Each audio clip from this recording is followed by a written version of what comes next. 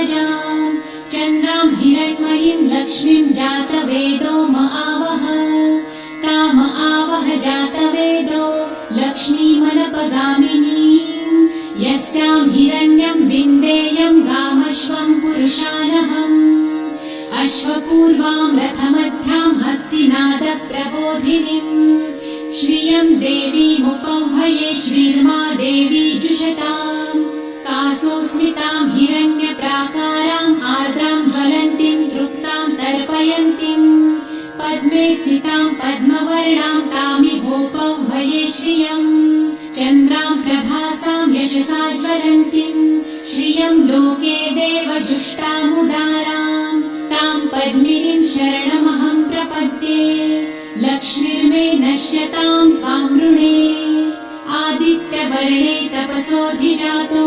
वनस्पतिस्तव वृक्षोऽथ बिल्वः तस्य फलानि तपसानुदन्तु मायान्तरायाश्च बाह्या अलक्ष्मीः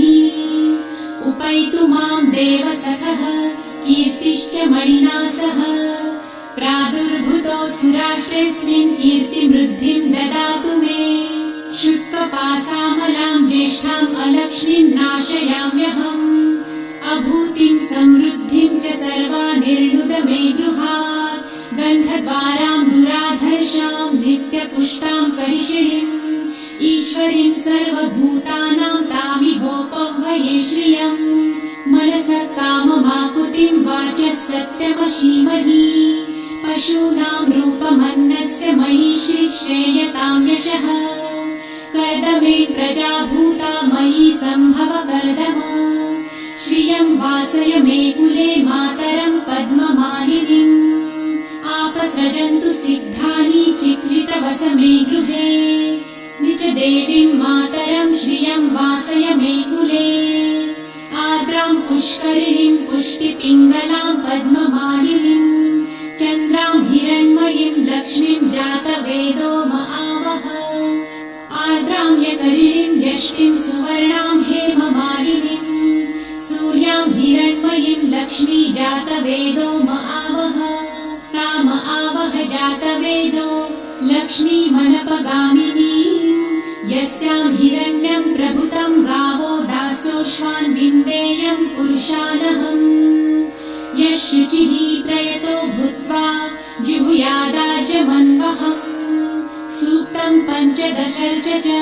श्रीकामः सततं जपेत् पद्मानने पद्म उरु पद्माक्षी पद्मसम्भवे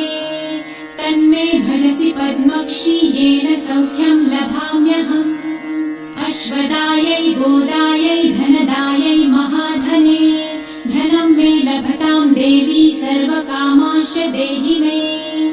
पद्मानने पद्मविपत्रे पद्मप्रिये पद्मदलायताक्षी विश्वप्रिये विष्णुमनोनुकूले त्वत्पादपद्मं मयि सन्निधस्त्वम् पुत्रपौत्रं धनं धान्यं हस्ताश्वादिगवेरथम् प्रजानां भवसि माता आयुष्मन्तं करोतु मे धनमग्निर्धनं वायुर्धनं सूर्यो धनं वसु धनमिन्द्रो बृहस्पतिर्वरुणं धनमस्तु मे वैनतेय सोमं पिबतु वृतः सोमं धनस्य सोमिनो मह्यं ददातु सोमिनः न क्रोधो न च मात्सर्य न लोभो नाशुभामतिः भवन्ति कृतपुण्यानां भक्तानां श्रीसूक्तं जपेत् सरसिजनिलये सरोजहस्ते धवलतरां सुखगन्धमाल्यशोभे भगवती हरिवल्लभे मनोज्ञे त्रिभुवनभूतिकरी प्रसीद मह्यम् विष्णुपत्नीं क्षमां देवी माधवी माधवप्रियां लक्ष्मीं प्रियसखीं देवीं नमाम्यच्युतवल्लभाम् महालक्ष्मीं च विद्महे विष्णुपत्नी च धीमहि तन्नो लक्ष्मी प्रचोदयात् श्रीवर्चस्वमायुष्यमारोग्यमाविधाचोभमानं मह्यते धान्यं धनं पशुं बहुपुत्रलाभं शतसंवत्सरं दीर्घमायुः। ॐ